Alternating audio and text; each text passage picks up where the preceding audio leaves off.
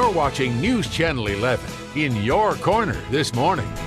It's a bit of a cloudy morning here in the Tri-Cities. Today is Sunday, July 31st.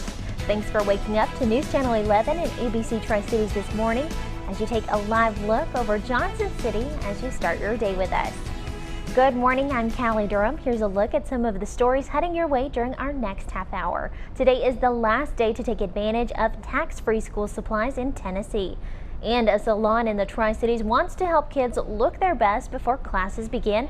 Those details coming up.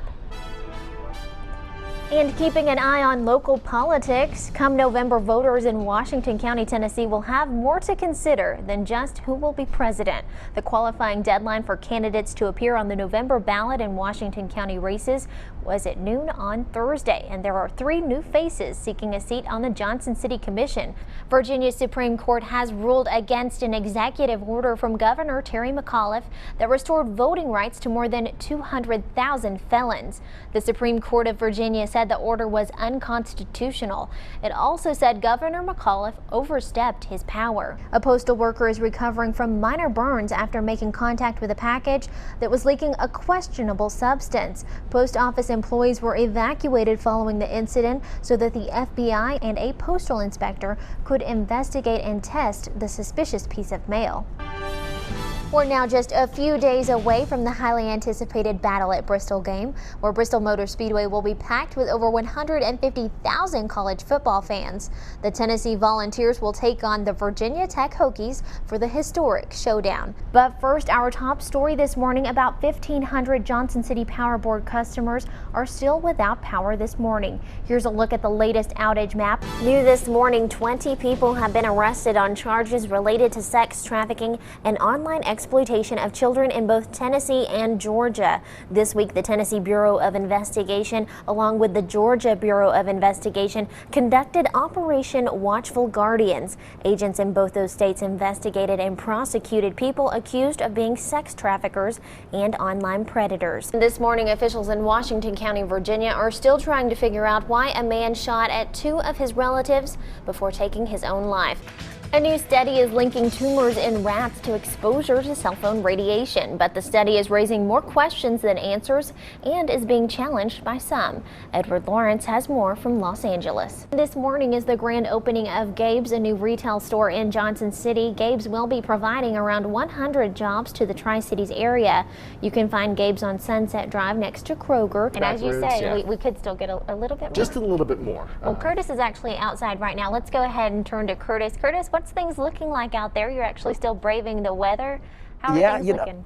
Yeah, looking pretty good, Callie. A young boy is expected to make a full recovery after doctors say he was internally decapitated during a car crash. His family is thanking a good Samaritan who held his head perfectly still until paramedics arrived. I spoke with folks in Greene County today who say that they're not happy that U.S. Nitrogen has been permitted to pump water from the plant to the Nolichucky River for the past 2 years. And as the plant's permit is up for reissuance this month, community members tell me they hope their concerns will make a difference.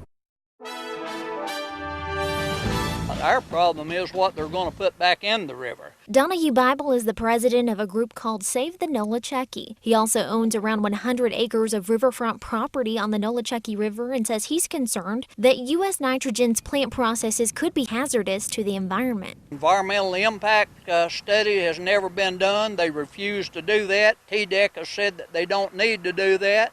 And what they say is going into it, and what's going into it is what we don't know what it is. A spokesperson for U.S. Nitrogen tells me that no environmental impact study has been performed in this case because it is not required by TDEC. She stated that all guidelines are being followed in accordance with the current permit, yet citizens like Chuck Price say more should be done. I don't want to see anybody get sick over this stuff because it could have been prevented.